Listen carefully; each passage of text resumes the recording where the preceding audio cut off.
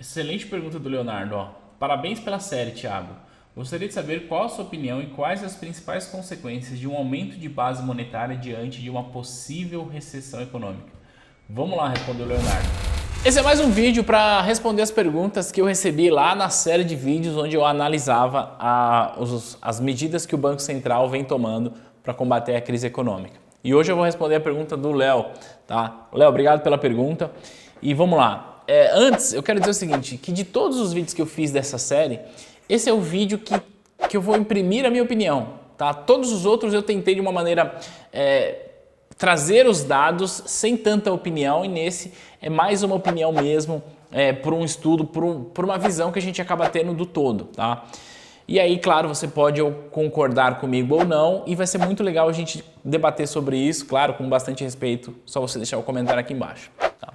Bom, primeiro, o que eu penso que diante do cenário, diante do contexto, diante de tudo que foi criado na nossa economia ao longo de anos, ao longo de décadas, ao longo de séculos, ou seja, não só na nossa economia, mas na economia global, o que eu quero dizer, essa centralização do Banco Central, é o Banco Central socorrendo empresas. Então, se a gente voltar lá em 2008, o Banco Central socorrendo empresas que deveriam ser quebradas, mas por outro lado, o próprio Banco Central antes disso, incentivando as empresas a tomarem o risco que tomaram. Eu estou me referindo aqui ao Fed e não ao nosso Banco Central. Fed é o Banco Central norte-americano. Tá?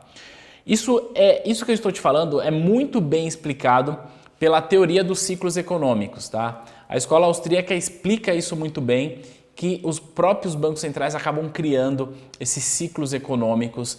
Isso acontece ao longo da história e isso é incontestável, tá? A história está aí para mostrar isso. Então eu estou fazendo o seguinte, diante de todo esse contexto, diante de como a nossa economia é conduzida, eu penso que o único jeito que a gente tem para que as pessoas não morram de fome nesse país, neste momento, é literalmente o Banco Central ajudando. É o Banco Central colocando dinheiro. E aqui a gente sai da questão do Banco Central e vai para o Tesouro Nacional. Porque quando a gente está falando, por exemplo, do auxílio emergencial aos autônomos e assemelhados lá que o governo está pagando R$ 600 por pessoa, ali não é o Banco Central quem faz, ali é o Tesouro Nacional. Então é o Tesouro Nacional que capta dinheiro via impostos ou capta dinheiro via dívida para repassar para essas pessoas. Isso é uma política de transferência de renda. Então, na minha percepção é necessário fazer isso. Porque se a gente não fizer isso, muitas pessoas morrerão de fome e a gente pode ter um caos social muito pior do que o causado pela crise. Então, sim, é necessário diante do contexto que a gente vive, beleza? Agora, qual é a consequência disso? Algumas pessoas estão dizendo que isso pode provocar inflação. Na minha visão, no curto prazo não vai provocar inflação. Explico. Porque a inflação ela sempre é um fenômeno monetário, ou seja, quanto mais dinheiro a gente coloca na economia, mais a gente desvaloriza aquele dinheiro e, portanto, mais a gente tem inflação. Só que a gente precisa olhar para a lei de oferta e demanda. Nós estamos vivendo em um momento onde a gente está com uma crise muito grande de demanda. Eu até gravei um vídeo para responder outra pergunta que eu mostro como que tem sido as transações no varejo em um estudo feito lá pela Cielo. Isso mostra o seguinte, a nossa demanda está baixa e por nós não termos essa demanda, não é de se esperar que haverá um aumento generalizado de preços, com exceção, é claro, dos setores que a gente mantém a mesma demanda, que é alimentação e remédios, lá o tal dos setores essenciais, certo? Por outro lado, a gente tem de pensar o seguinte, a pessoa que está recebendo esses R$ 600, que é um auxílio emergencial, ela não está recebendo os R$ 600 a mais do que ela já tinha, porque ela tinha uma fonte de renda ali, seja lá quanto for, de maneira autônoma e etc. Isso lhe foi cortado e agora ela tem esses R$ 600. Então eu não estou dizendo que agora uma pessoa ela tem R$ 600 a mais de poder de compra e por isso ela vai consumir mais. Não é isso que está acontecendo. O que está acontecendo é, esta pessoa tinha um poder de compra X, esse poder foi cortado e a gente pode discutir isso por tempos e tempos a respeito das políticas de quarentena, tá? De isolamento social, vertical, horizontal, sei lá. Mas esse poder de compra ali foi cortado e agora com R$ 600 ela vai demandar por esses produtos essenciais. Então, na minha visão, no curto prazo, a gente não deve ter inflação. Tudo bem?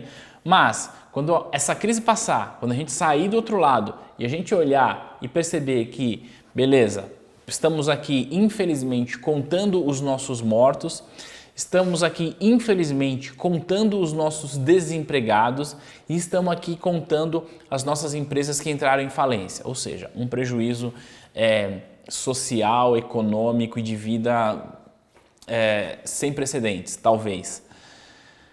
Tá, e agora? Que a gente já fez essas contas, já resolveu, o que vai acontecer? Bom, número 1, nível de endividamento fiscal, o rombo fiscal nosso muito maior, ou seja, o governo precisando se endividar mais. Só que o governo precisou se endividar mais e, no mesmo tempo, em função da crise, a nossa iniciativa produtiva sofreu um baque muito grande. O que eu quero dizer? Muitas empresas fecharam e muitas empresas demitiram muitas pessoas.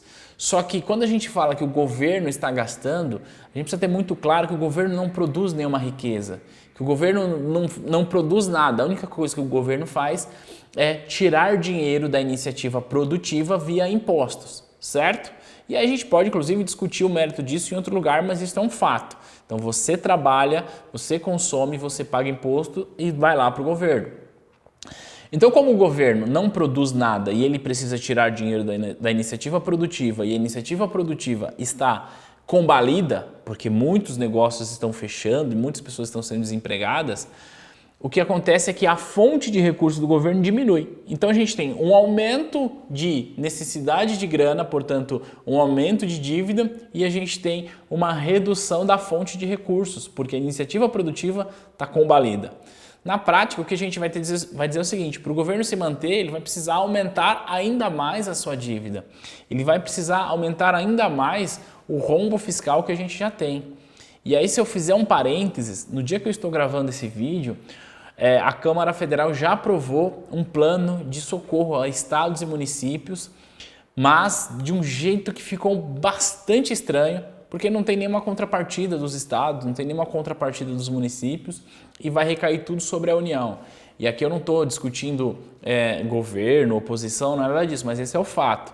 Eu não vou falar nada mais a respeito desta aprovação da Câmara, porque no dia que eu estou gravando, o Senado ainda não aprovou e também não passou ainda pelo veto ou a sanção do presidente. Então não está muito claro essa questão. Mas o fato é que se isso passar, o nível de endividamento federal vai aumentar ainda mais. Tá, já entendemos tudo isso. E qual que é a consequência?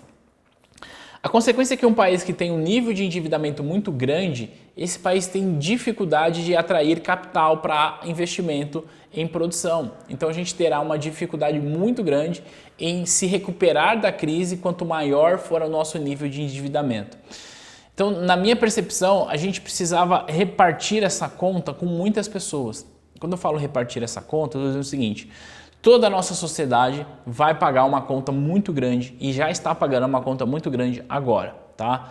E aí eu estou falando dos trabalhadores da indústria privada, eu estou falando dos trabalhadores autônomos, eu estou falando do motorista de Uber, eu estou falando de todo mundo.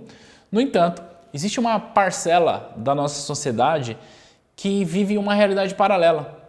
Essa parcela da nossa sociedade, ela está assistindo o trabalhador na iniciativa privada ter uma redução do salário de 25%, de 30%, de 50% e está tudo bem. Para essa parcela da sociedade nada acontece.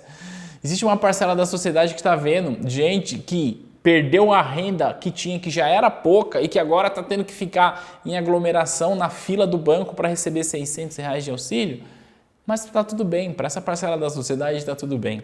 Essa parcela da sociedade não discute redução de salário do seu próprio salário. Essa parcela da sociedade não abre mão dos seus benefícios, mesmo que esse benefício custe o sangue de quem está trabalhando aqui. Essa parcela da sociedade age como se vivesse sei lá onde. Eu estou falando aqui do alto escalão dos servidores públicos. Eu não estou falando do servidor público, que é uma classe a qual eu mantenho um profundo respeito. Os professores, os policiais, os bombeiros, a galera da saúde, mas eu estou falando do alto escalão dos servidores públicos. Eu estou falando da turma lá de Brasília que não quer abrir mão do fundo eleitoral de R$2 bilhões, porque esse ano é ano de campanha. Então o que eu quero dizer é, lembra disso quando você for votar esse ano, bastante cuidado. Olha o que essa galera está fazendo. A nossa sociedade vai pagar uma conta muito grande e eles estão vivendo como se não fosse com eles, como se isso não tivesse chegado com eles. Então a gente vê gente recebendo o salário acima do teto constitucional e tá tudo bem. Resumindo esta parada, resumindo esta consequência, acho que eu já me alonguei demais. O fato é, a gente vai sair dessa dívida, dessa crise, com um nível de endividamento fiscal muito grande. Se a gente não tiver uma reforma estrutural nesse país, de como as coisas são conduzidas, esse nível de endividamento tende a ficar ainda pior e quanto maior for o nível de endividamento, menor será a nossa capacidade de gerar emprego, gerar renda. E quanto menor for a nossa capacidade de gerar emprego e gerar renda, maior será a desvalorização da nossa moeda ao longo do tempo, portanto a inflação pode voltar a nos assustar, não no curto prazo, mas no médio prazo. Certo? Então, nesse vídeo eu acabei estendendo bastante a resposta do Leonardo, né? Fui lá para Brasília, voltei, mas eu quis trazer uma discussão para uma visão econômica, tá? Falando aí de nível de endividamento, rombo fiscal, mas também uma discussão social bastante importante. Até quando a gente vai aceitar a gente pagar a conta aqui sozinho e a turma lá viver como se vivesse num mundo paralelo? Beleza? Conta aqui pra mim o que você achou desse vídeo e a gente se vê no próximo. Tchau, tchau.